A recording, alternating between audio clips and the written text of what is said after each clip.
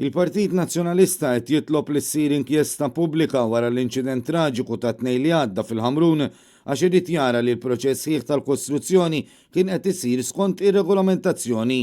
Hekk qal il-kap tal-Partit Nazzjonalista Adrian Delija waqt l-intervista fuq Net FM meta kien qed jitkellem dwar l-inċident li ħasat il-ħajja ta' Mirjam Paċ, l-om ta' 55 sena li tilfet ħajjita taħt it-tifrik tad-dar tal-familja tagħha stess.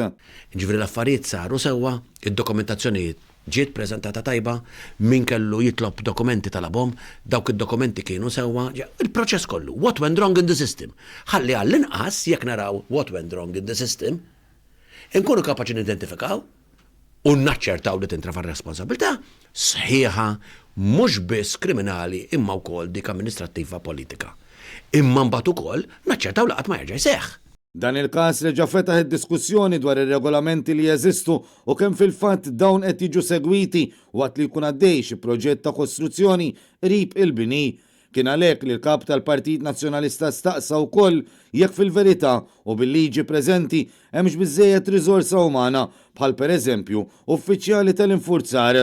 Adrian Delija fakkar li l-oppożizzjoni qed titlob lil Ministru Ian Borg biex jerfa' responsabilità politika wara li aktar minn 8 xhur ilu u jgħid li kien se jibda proċess ta' regolamentazzjoni li iżda jidher li qatt ma nbeda.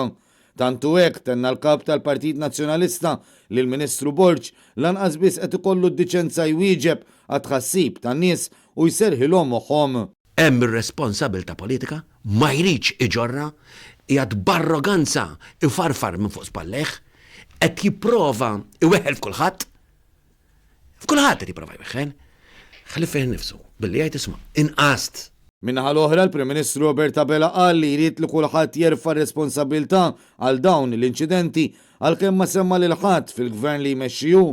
Għalhekk il-kap tal-Partit Nazzjonalista staqsa kellna l-fejn nistennew li tmut persuna biex nieħdu azzjoni. Sa dan it-tant Adrian Delija irrefera wkoll għall-assemblej li nżammu fil-jiem li għaddew bħala parti mill-proċess ta' riforma li għaddej minnu l-Partit Nazzjonalista. Fil-waqt li ringrazzja lil daw kollha li attendew qal li dan kien parti mill-proċess ta' partiċipazzjoni diretta biex il-kumitati sezzjonali u distretwali kif ukoll il-ferat u l-kumplament tal-kunsillieri tal-Kunsill Ġenerali ikunu parti mir-riforma li għaddejja bħalissa fl-istatut tal-partit.